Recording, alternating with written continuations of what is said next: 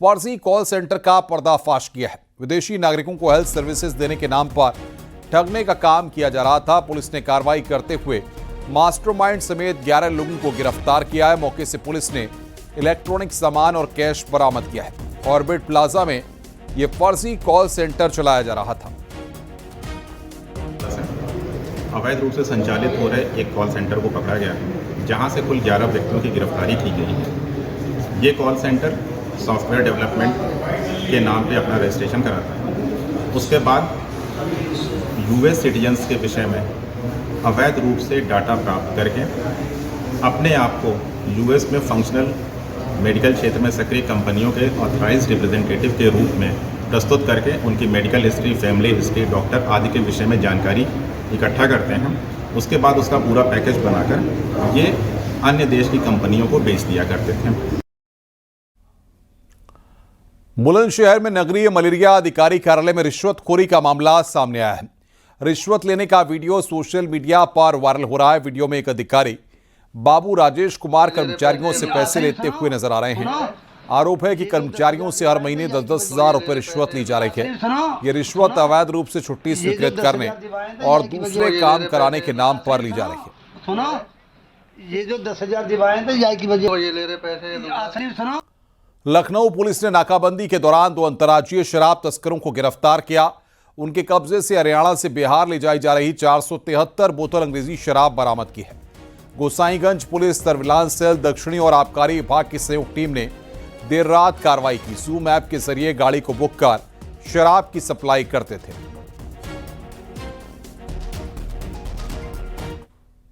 हरियाणा प्रांत से बिहार अवैध शराब अंग्रेज शराब लेके जा रहे हैं और इस सूचना पर थाना गोसाईगंज और हमारा क्राइम टीम और आबकारी विभाग तीनों सहयोग में सुल्तानपुर रोड पर पहुंचे और जब चेकिंग करते समय तो ये गाड़ी जाती हुई दिखी गई है, जिसका पंजाब रजिस्ट्रेशन नंबर है और पुलिस को देखते हुए गाड़ी अयोध्या रोड की तरफ मोड़ गए और भागने के लिए कोशिश किया और जब पुलिस का टीम उधर घेराबंदी करके उसको रोकने के लिए प्रयास किया और जब उसको रोका। मुजफ्फरनगर में स्टंटबाजी से रोकने पर समाजवादी पार्टी के सभासद के भतीजे ने युवक की चाकू मारकर हत्या कर दी। युवक आरोपी को तेज गाड़ी चलाने से मना कर रहा था। उसका कहना था, गली से सब निकलते हैं, बच्चे भी खेलते हैं, कोई चपेट में आ गया तो दिक्कत हो जाएगी। युवक के मना करने के कुछ देर बाद आरोपी अपने सभासद चाचा के साथ युवक के पास पहुंचा। यहां दोनों के बीच बहस हुई। इसी बीच आरोपी ने युवक के सीने में चाकू मार दिया और मौके से फरार हो गया। खालापार पुलिस को एक युवक को 3 लोगों द्वारा चाकू मारने की सूचना प्राप्त हुई थी और जो परिजन थाने पर सूचना देने पहुंचे थे उनके द्वारा बताया गया कि जो मजरूब युवक है उसको उनके द्वारा जिला अस्पताल में एडमिट करवाया गया, जहां से उसको मेरठ रेफर किया गया था। वहां मेरठ में ले जाते वक्त उसकी जो है वो मौत हो गई थी। इसके संबंध पर थाना खालापार में वादी द्वारा सुसंगत धाराओं में मुकदमा पंजीकृत करने के लिए तहरीर दी गई है। इसमें 3 व्यक्तियों के विरुद्ध हत्या की धाराओं में मुकदमा पंजीकृत किया गया है और अभियुक्तों की गिरफ्तारी के लिए टीम का गठन कर दिया गया है। चंदौली के दुल्हीपुर गांव में अज्ञात बदमाशों ने घर में घुसकर 65 साल की महिला की सिर कुचलकर हत्या कर दी। घर में ही महिला का खून से लथपथ शव मिला। हादसे की जानकारी मिलने पर पुलिस मौके पर पहुंची। महिला के शव को पोस्टमार्टम के लिए भेज दिया गया है। सूचना मिली है कि एक महिला की यहाँ पे डेड बॉडी पाई गई है। तत्काल यहाँ पे एसएचओ, सीओ और वरिष्ठ अधिकारियों द्वारा यहाँ पे मुआयना किया गया है। फील्ड यूनिट भी यहाँ पे आई है और साथ में एसओजी भी टीम आई है। सभी जो अभी तक आसपास के कुछ जो लोग हैं जिन्होंने सबसे पहले यहाँ पे जो चीज़ बॉडी देखी है और उसके अलावा जो रिश्तेदार भी हैं, तो यही जानकारी मिली है। इन महिला का नाम चमेली देवी है, जिनकी उम्र लगभग 60 साल है। इनके पति की भी डेथ हो चुकी है और इनके एक जो जानकारी मिली है, एक पुत्र थे, उनकी भी डेथ हो चुकी है। तो यहाँ पे अकेली रहती थी। आगजनी के मामले में कानपुर कोर्ट में पेशी पर आए पूर्व सपा विधायक इरफान सोलंकी ने जल्द अपने रिहा होने की बात कही है। 2027 के चुनाव में ताल ठोकने की भी बात कही है। इरफान ने कहा कि मुझे गलत सजा हुई है, सुप्रीम कोर्ट से बरी हो जाऊंगा। मेरे परिवार से 2 लोग चुनाव लड़ेंगे, सांसदीय और विधायकी दोनों चुनाव लड़ेंगे। हालांकि कोर्ट में पेशी के दौरान इरफान को महाराजगंज जेल वापस भेज दिया गया। सुप्रीम कोर्ट से रिहा होंगे और 27 का चुनाव हम वापस लड़ेंगे। जीती भाभी आप लोगों ने जिताया, कानपुर की जनता ने जिताया। हाथरस में एक कार्यक्रम के दौरान राष्ट्रीय लोकदल की तारीफ में गीत गाने का मामला तूल पकड़ता जा रहा है। आरएलडी अध्यक्ष और केंद्रीय मंत्री जयंत चौधरी का ट्वीट चर्चा का विषय बना हुआ है, जिसमें उन्होंने लिखा है कि लखनऊ से हाथरस आरएलडी आई रे। दरअसल 3 दिन पहले हाथरस में दाऊजी मेले में कार्यक्रम के दौरान एंडी जाट नाम के गायक ने मंच से आरएलडी आई रे गाना गाया था। इस गाने पर बीजेपी समर्थकों और नेताओं ने आपत्ति जताई थी, जिसके बाद मंच से इस गाने को रोक दिया गया और गायक को मंच से नीचे उतार दिया गया था, जिससे हाथरस में जाट समाज के लोगों में तीखी प्रतिक्रिया देखने को मिली। आज जयंत चौधरी एक कार्यक्रम में शामिल होने हाथरस पहुंच रहे हैं, जिसको लेकर गायक एंडी जाट को कार्यक्रम के लिए बुलाया गया है, जिसमें बड़ी संख्या में जाट समाज के लोग इकट्ठा होंगे। उससे पहले जयंत चौधरी के इस ट्वीट को लेकर चर्चा शुरू हो गई है।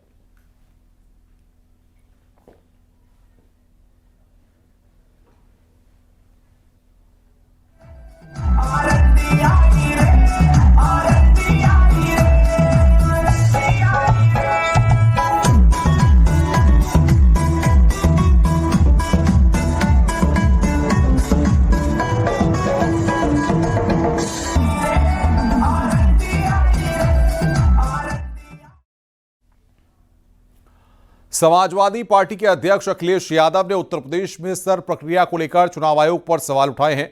उन्होंने कहा कि जब समाजवादी पार्टी या विपक्ष द्वारा इसकी मांग की जाती थी तो चुनाव आयोग ध्यान नहीं देता था। अब जब महोबा के एक घर में 4000 से ज्यादा वोटर्स के मामले सामने आ रहे हैं तो उत्तर प्रदेश में सर प्रक्रिया अपनाई जा रही है। बात अगर हम आज उठा रहे हैं तो संबंधित अधिकारी यही कहेंगे तो हम एसआईआर भी तो इसीलिए करा रहे हैं। अगर आज ये सवाल हम और आप लोग उठा रहे हैं तो सरकार और आयोग बचने के लिए ये कहेगा कि एसआईआर भी तो हम इसीलिए रिवीजन इसीलिए तो कर रहे हैं। रिवीजन होने के बाद आपकी वोटर लिस्ट को ठीक कर रहे हैं। इसका मतलब पहले से जो बोर्ड बने हुए हैं, जो शिकायतें समाजवादी पार्टी या और पॉलिटिकल पार्टीज ने किया, उन पर कोई भी कार्रवाई चुनाव आयोग ने नहीं की और उसका परिणाम यह हुआ कि धीरे धीरे प्रशासन का सहारा लेकर के भारतीय जनता पार्टी ने चुनाव आयोग को जुगाड़ आयोग बना दिया अपना। बीजेपी के पास कोई मशीन है जो बूथ पर वो भेजते हैं चुनाव के दिन, उनके लोगों को ट्रेनिंग दी जाती है कि कैसे नकली आधार बनाया जाता है। ये बीजेपी के पास कोई ऐसी तैयारी है कि बूथ और वोट डालने के दिन वो नकली आधार बनाने की मशीन ले आते हैं और नकली आधार बना करके वोट डाल देते हैं। मान लीजिए महोबा से खबरें आ रही हैं तो ये बात तो होगी कि वोट डाला होगा उन्होंने कहीं ना कहीं। डिप्टी सीएम ब्रजेश पाठक ने समाजवादी पार्टी के अध्यक्ष अखिलेश यादव पर निशाना साधा है। ब्रजेश पाठक ने कहा कि समाजवादी पार्टी की सरकार में प्रदेश भर में अराजकता फैली हुई थी। सत्ता संरक्षण में सरकारी जमीन पर कब्जा किया जाता था। सामान्य जनता के वो भूमि अफियाओं का जिक्र कर रहे थे। क्या ये सही नहीं है अखिलेश जी कि समाजवादी पार्टी के शासनकाल में सत्ता के संरक्षण में सरकारी जमीन पर कब्जे होते थे और सामान्य किसानों के, सामान्य जनता के जमीन पर भी कब्जा करने का काम समाजवादी पार्टी के संरक्षण में गुंडे माफिया बदमाश करते थे। आप आंकड़े उठा करके देखिए, 20,000 करोड़ रुपए से अधिक की सरकारी संपत्ति को हमारी सरकार ने भूमाफियाओं से मुक्त कराने में सफलता अर्जित की है। पीएम मोदी के जन्मदिन पर राजधानी लखनऊ में एक प्रदर्शनी का आयोजन किया गया। सीएम योगी ने इस प्रदर्शनी का उद्घाटन किया। इस मौके पर सीएम योगी ने मोदी सरकार की उपलब्धियों का बखान किया। मिलने वाली योजनाएं हो या इंफ्रास्ट्रक्चर डेवलपमेंट का कार्यक्रम, ये सभी आज नए भारत में देखने को मिल रहा है। इसका परिणाम हर एक क्षेत्र में हम सबको देखने को मिल रहा है। प्रधानमंत्री जी जिन बातों पर लगातार सूत्र वाक्यों के माध्यम से एक आम जन का ध्यान आकर्षित करते हैं, वो अभूतपूर्व है। आसानी से हर एक व्यक्ति के मन को टच करता है। और उसके माध्यम से एक विस्तार और एक व्यापकता उनके भावों में छुपी होती है, जो व्यक्ति को आगे चलने के लिए और जीवन की एक नई राह दिखाने में मददगार होती है। गौतम बुद्ध नगर से भारतीय जनता पार्टी के सांसद डॉक्टर महेश शर्मा ने पीएम मोदी के जन्मदिन पर हवन पूजन किया। उन्होंने सेक्टर 19 के सनातन धर्म मंदिर में हवन पूजन कर पीएम मोदी की लंबी आयु की कामना की। सेवा पखवाड़ा के रूप में उन्होंने मंदिर की मुख्य सड़क पर झाड़ू भी लगाई।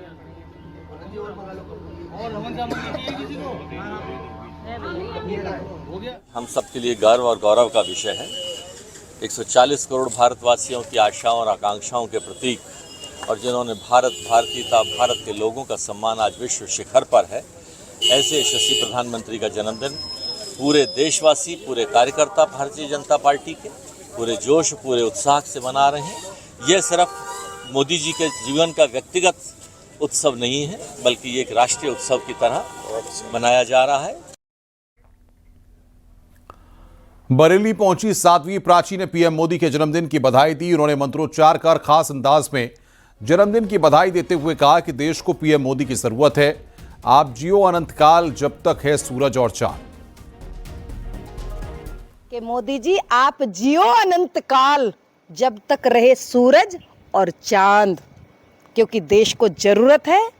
पूरे विश्व में विजय का परचम मोदी जी ने लहराया है और मैं वेद के मंत्र से प्रार्थना करूंगी परमपिता परमेश्वर से कि ओम तच्चक्षुर्देवैतम पुरस्तात् चुकृत मुचरत पश्येम शरदय सतम जीवेम शरदय सतम शरणुयाम शरदय सतम प्रबरवाम शरदय सतम अधीनासाम शरदय सतम भूयश्च शरदय सतात।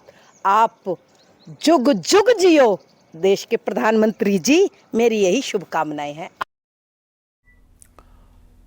प्रधानमंत्री नरेंद्र मोदी के 75वें जन्मदिन पर योग गुरु बाबा रामदेव ने बड़ा ऐलान किया। देश के मेधावी बच्चों को पतंजलि की ओर से नगद पुरस्कार दिया जाएगा। प्रधानमंत्री प्रतिभा पुरस्कार के तहत देश भर के सभी जिलों में सीबीएसई, भारतीय शिक्षा बोर्ड और सभी राज्य बोर्डों के 10वीं और 12वीं क्लास में पहले 3 स्थान पाने वाले मेधावी स्टूडेंट्स को सम्मानित किया जाएगा।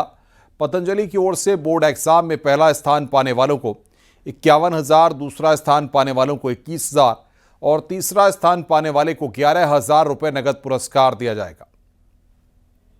इसकी प्रतिभाओं का सम्मान करने के लिए पतंजलि ने देश के श्रद्धेय प्रधानमंत्री जी के जन्मोत्सव पर सीबीएसई और जितने भी स्टेट बोर्ड्स हैं उनके जो प्रतिभावान विद्यार्थी हैं, प्रथम, द्वितीय और तृतीय जो स्थान पर विद्यार्थी रहते हैं, उन विद्यार्थियों में एक जज्बा है, कुछ करने का संकल्प है। उनको 11, 21 और 51,000 रुपए तक की आर्थिक पुरस्कार उनकी प्रतिभा को, जिससे कि देश के बच्चों को हम गौरव दे सके।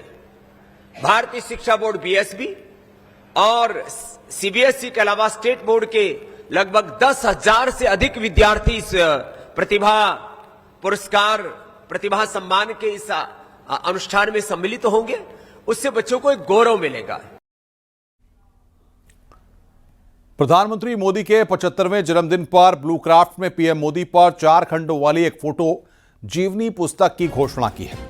इसमें प्रधानमंत्री मोदी द्वारा पहले कभी नहीं देखी गई तस्वीरें, दस्तावेज, उनके लिखे पत्र, उनके शुरुआती जीवन से जुड़ी कहानियां शामिल हैं। पेंगुइन इंडिया इस पुस्तक का प्रकाशन कर रहा है।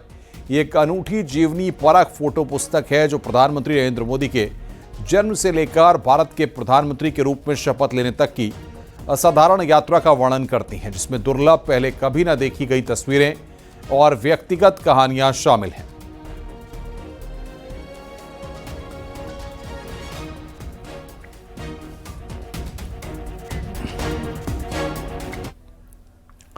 रिलायंस इंडस्ट्रीज के चेयरमैन मुकेश अंबानी ने रिलायंस ग्रुप अंबानी परिवार की तरफ से प्रधानमंत्री नरेंद्र मोदी को जन्मदिन की शुभकामनाएं दी हैं। मुकेश अंबानी ने पीएम मोदी के समर्पण, गुजरात के परिवर्तन और भारत को वैश्विक महाशक्ति बनाने के नजरिए की तारीफ की है। Today is a festive day for 1.45 billion Indians. It is the 75th birthday of our most respected and beloved Prime Minister, Shri Narendra Bhai Modi ji. On behalf of the entire business community of India, on behalf of the Reliance family and on behalf of the Ambani family, I convey my heartiest felicitations to Prime Minister Modi ji.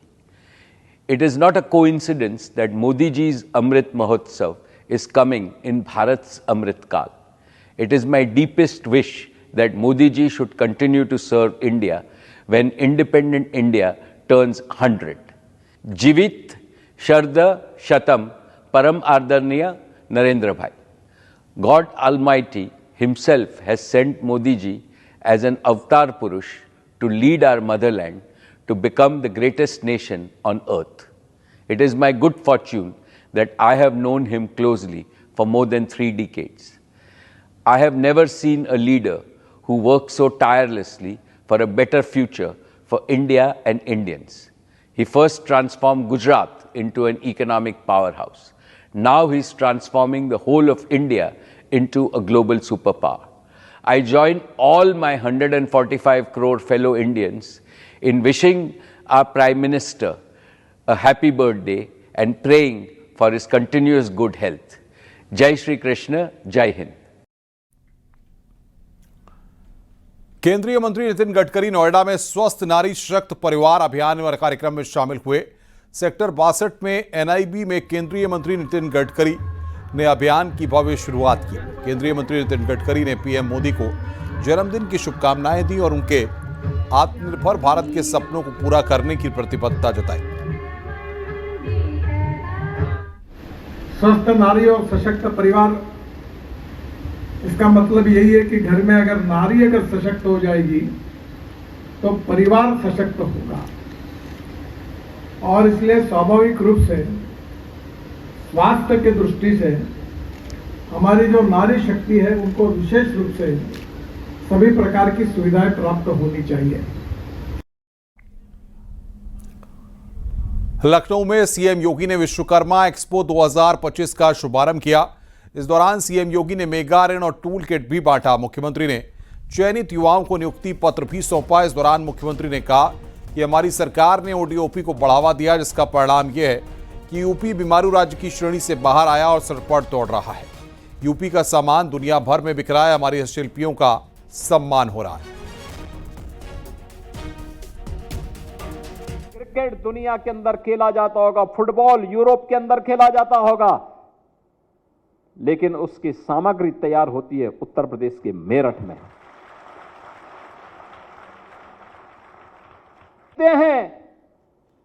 लेकिन वो product कहीं तैयार होता है तो आगरा और कानपुर और उन्नाव में तैयार होता है। दुनिया का कोई भी राष्ट्राध्यक्ष होगा, उसके घर की कारपेट अगर कहीं से होगी तो वह वाराणसी, भदोई और मिर्जापुर की जरूर बनी होगी। यानी क्या नहीं है आज हमारे पास? सरकार का थोड़ा सा संबल, कैसे वो आगे बढ़ गया, और इसने हमारे कारीगरों को सम्मान दिया, हमारे विश्वकर्मा बंधुओं को सम्मान दिया, युवाओं को रोजगार दिया। आंगनबाड़ी वर्कर्स के लिए मुख्यमंत्री योगी आदित्यनाथ ने बड़ा ऐलान किया है। आंगनबाड़ी वर्कर्स का मानदेय बढ़ाने की बात मुख्यमंत्री ने कही है। आंगनबाड़ी वर्कर्स को स्मार्टफोन भी देने को कहा है।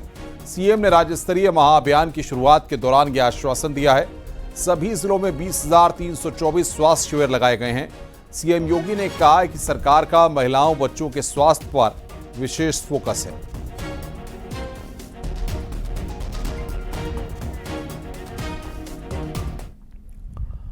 लखनऊ में मुख्यमंत्री योगी आदित्यनाथ ने वर्चुअल कॉन्फ्रेंस के जरिए अमेठी को मेडिकल कॉलेज की सौगात दी है। इस मौके पर सीएम योगी ने कांग्रेस पर तंज कसते हुए कहा कि अमेठी में पहले मेडिकल कॉलेज नहीं था, लेकिन हमने मेडिकल कॉलेज की अमेठी में शुरुआत की।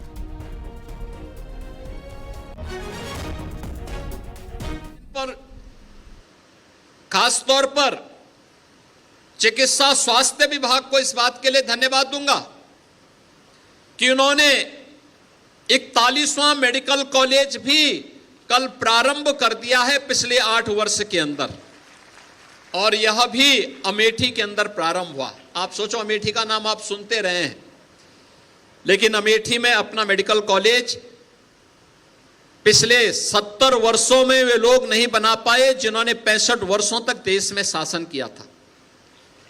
लेकिन प्रधानमंत्री मोदी जी के नेतृत्व में हम लोगों ने 8 वर्ष के अंदर ही अमेठी में भी मेडिकल कॉलेज दे दिया है और 50 सीट के साथ इस सत्र में उसमें प्रवेश प्रारंभ होंगे। अयोध्या के 150 संतों ने थिएटर में योगी आदित्यनाथ पर फिल्म बनी अजय देखी। इस मौके पर संतों ने सीएम योगी को आशीर्वाद दिया। जी महाराज उनके जीवन पर बनी हुई फिल्म है। देखो बाबा बैठ गया, योगी बाबा बैठ गया। योगी आदित्यनाथ जी महाराज उनके जीवन पर बनी हुई फिल्म है। बैठ गया, देखो बाबा बैठ गया, योगी बाबा बैठ गया। योगी आदित्यनाथ। बलिया में एसबीएसपी कार्यकर्ताओं ने एआईएमआईएम के प्रदेश अध्यक्ष शौकत अली के खिलाफ प्रदर्शन किया। शौकत अली के खिलाफ मुकदमा दर्ज कर गिरफ्तारी की मांग की गई। एआईएमआईएम प्रदेश अध्यक्ष शौकत अली ने महाराज सुहेलदेव पर विवादित टिप्पणी की थी, जिसका विरोध करते हुए एसबीएसपी कार्यकर्ताओं ने डीएम को मुख्यमंत्री के नाम पर ज्ञापन सौंपकर कड़ी कार्रवाई की मांग की।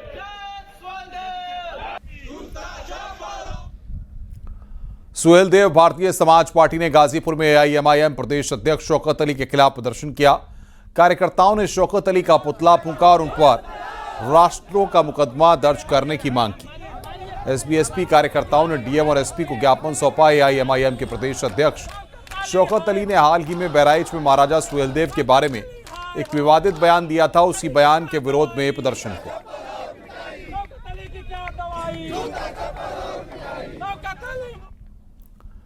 बरेली पहुंचे नगीना सांसद चंद्रशेखर ने राम भद्राचार्य पर अभद्र टिप्पणी की है। दरअसल राम भद्राचार्य के मेरठ को मिनी पाकिस्तान बताए जाने वाले बयान पर नगीना सांसद अपनी प्रतिक्रिया दे रहे थे। जो विरोध है, हालांकि उनको लेकर मैं ज्यादा कुछ नहीं कहना चाहता। मैं बस इतना ही कहना चाहता हूं कि मैंने कई बार ये सुना है, जब व्यासपीठ से बैठ के कोई कथा करता है या प्रवचन करता है, वो कहते हैं कि भाई क्या लेके आए थे, क्या लेके जाओगे। जो अच्छे कर्म इस जन्म में करोगे उसी का फल अगले जन्म में मिलेगा। तो राम भद्राचार्य जी को अगर आंख नहीं दी कुदरत ने, तो उन्होंने कितने बुरे कर्म पिछले जन्म में किए।